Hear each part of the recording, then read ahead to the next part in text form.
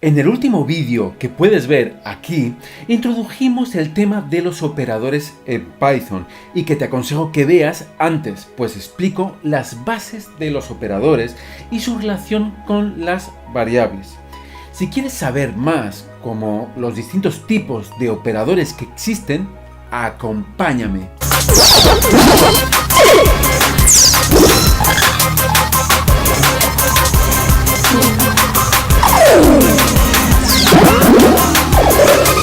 Bienvenidos aprendices de superhéroes, me llamo José Manuel Gómez y en mi último vídeo empezamos a ver lo que eran los operadores. Hoy continuaremos hablando de ellos y de los distintos tipos que existen, con sencillos ejemplos que tú puedes seguir fácilmente utilizando el programa de edición de vídeo gratuito PyCharm. Así que, sin más dilación, empecemos. Aunque ya lo hemos visto en los ejemplos anteriores, también hay distintos tipos de operadores que podríamos clasificar en aritméticos como el más, el menos, el producto o la división, entre otros, y los condicionales, como es el mayor que, el menor que, el igual o el no igual. Habría una tercera categoría de operadores que no encajarían en estos dos, como el de asignación, representado por un único igual, y los paréntesis, para ordenar las preferencias en la evaluación de las distintas expresiones. Si nos centramos en los aritméticos, tenemos los siguientes. Los dos asteriscos representarían la potencia, es decir, elevar un número a otro. Ya hemos visto algunos ejemplos de potencia, pero por ejemplo, yo podría decirle que quiero a 2 elevarlo a b. Y esto me daría pues 8. Como b vale 3, 2 elevado a 3 es 8. O por ejemplo, hacer cosas más complicadas. Por ejemplo, a elevado a b más 2, que sería 3125. La multiplicación, representada por un único asterisco, sirve para multiplicar dos números y la barra de dividir sería la división. Multiplicar pues sería tan sencillo como ya hemos visto. Por ejemplo, yo quiero multiplicar a por b, pues tendría que hacer esto. Si yo quisiera dividirlo, pues con la barra de dividir. Un operador similar sería la división entera, que se representa con dos barras de dividir juntas. Se utilizará para hacer una división y como resultado nos daría un número entero, descartando los decimales. La barra de dividir única nos devuelve la división con ciertos decimales. Sin embargo, si yo pongo a dividido por b, me devolvería 1, solo la parte entera. El símbolo del porcentaje representaría el resto de una división entera. El resto de dividir a por b, pues nos daría 2. Es decir, si yo intento dividir de forma entera a dividido por b, me daría que es 1, pero con el resto 2. Y, por fin, la suma o la resta que ya todos conocemos. Cabe destacar que este orden de arriba a abajo representa la preferencia que tiene el sistema para calcular, es decir, el más prioritario es la potencia y el menos prioritario es la resta, de tal forma que si hacemos 5 más 3 menos 23 elevado a 2 dividido por 3 multiplicado por 5. ¿Qué haría? ¿Cuál es el orden en ejecutar estas expresiones? Pues sería primero la potencia, primero me elevaría esto, después me dividiría por la multiplicación de 3 por 5, que sería 15. Finalmente sumaría 5 más 3, y que serían 8, menos todo lo anterior. Una de las cosas que se suelen hacer con mucha frecuencia en informática es asignar el valor de una variable al mismo valor que tenía esa variable con algún cambio. Esto en matemáticas no tiene ningún sentido, pero en informática sí. Por ejemplo, el valor de la variable i le asignamos el valor que tenía previamente la variable i más el valor 1. Esto lo podemos abreviar en Python como sigue: i más igual a 1.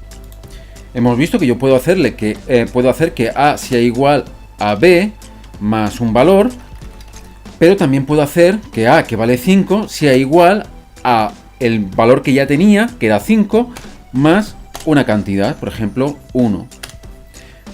Y esto me devolvería que ahora vale 6. Si yo repito esa instrucción varias veces, pues voy viendo cómo va sumando el valor que va teniendo A más 1.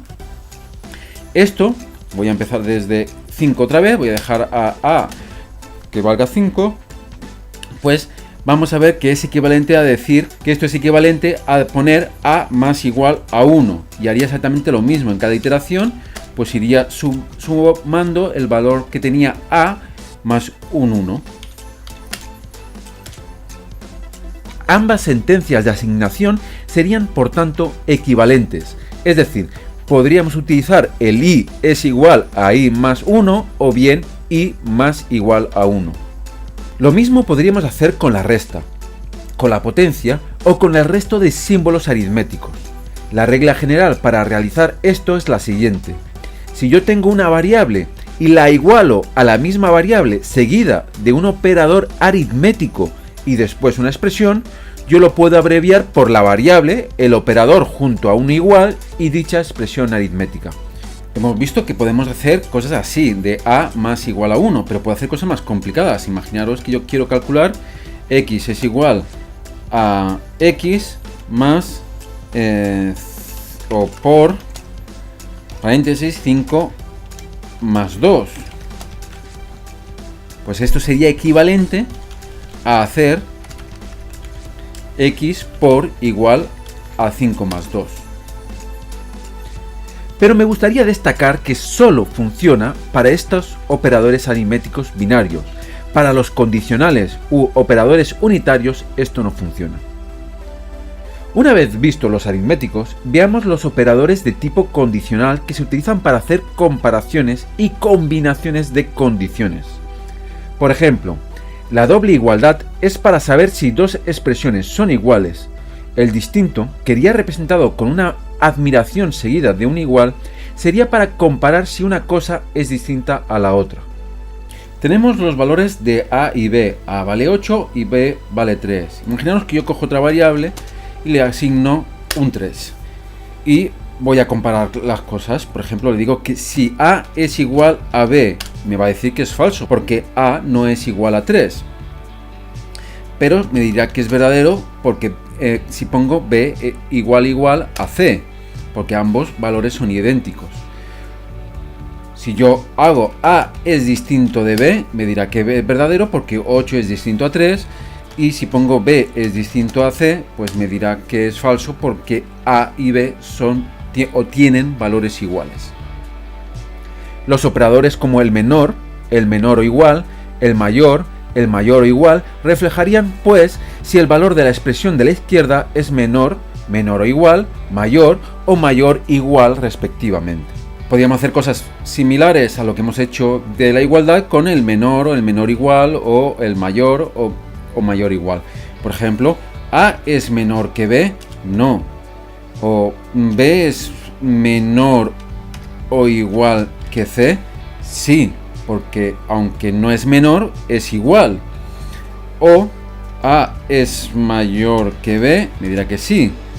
O a es mayor o igual que b, sí, no son iguales, pero se cumple la condición de que es mayor. Por último, tendríamos los operadores lógicos not, and y or. Con todo esto ya podemos utilizar pues estas funciones lógicas de not, or o and. Yo podría decir si a es mayor que b, que es verdadero, y además que b es igual a c. Solamente si se cumplen ambas condiciones, pues me dirá que es verdadero, si no me dirá que es falso. Imaginaos que yo hubiera puesto que b es mayor que a, eso es falso. Aunque la segunda parte sea verdadero, me va a decir que es falso. Solo una parte es verdadera. Si yo quisiera que una de las dos fuera verdadera, pues podría poner or. De tal forma que con que se cumpliera si que b es mayor que a o que B sea igual a C, pues entonces que sea verdadero, true. Incluso podría hacer la negación de todo al completo, por ejemplo decir not de toda esta sentencia. Esto hemos visto que nos da true, pero hacer el not me daría falso. Hacer cosas como not A es igual a B es equivalente a poner simplemente A no es igual a B. Ambas sentencias serían equivalentes. Estos últimos son bastante interesantes, aunque a priori parezcan bastante sosos, pues si yo tengo dos expresiones A y B, y la A me da falso y la B me da falso, entonces el A or B sería falso. Sin embargo, para el resto de casos siempre me daría verdadero. Es decir, con que al menos uno de las dos A o B fueran verdaderas, el resultado sería verdadero. El AND es distinto en este sentido, ya que se debe cumplir que las expresiones A y B tienen que ser necesariamente ambas verdaderas para que el resultado sea verdadero. En caso contrario, sería falsa. Finalmente, el NOT, como hemos visto, lo que hace es invertir el verdadero por falso y viceversa. Para terminar con los operadores, nos quedarían los otros dos que no entrarían dentro de estas categorías o que se podrían utilizar en ambas. Por ejemplo, el paréntesis, que nos determina la preferencia entre distintas operaciones. Con este ejemplo hemos visto qué operadores son más importantes que otros, pero ¿y si yo quiero cambiar el resultado? Por ejemplo, que yo quiero que primero se compruebe y se haga esta operación, y al resultado de esa operación pues lo elevamos por esta otra, cambiando el orden de cómo se evalúan las expresiones. Es decir, primero haría 5 más 3 menos 23, después haríamos la potencia, que lo elevaríamos al resultado de 2 partido por 3 por 5. Y esto nos daría pues un número bastante complicado. El otro operador sería el de asignación, que es un operador para asignar el valor de cualquier expresión a una variable. Es decir, con este igual lo que hacemos es crear una variable y darle un valor concreto. Este valor puede ser algo tan simple como una constante, como otra expresión extremadamente complicada. Te dejo en la descripción el enlace a unos ejercicios por si te apetece hacerlos, para que te quedes con los conceptos explicados en esta lección. La próxima semana los resolveré. Si te ha gustado el vídeo o te ha parecido interesante, pues te animo a darle a like, a suscribirte, y si no lo has hecho todavía, pues activa la campanita, así YouTube te avisará cada vez que yo suba un vídeo. Te aconsejo que le eches un ojo a mis vídeos anteriores sobre variables y tipos de variables, si quieres entender este punto. Y recuerda, un gran poder lleva detrás a un gran desarrollador.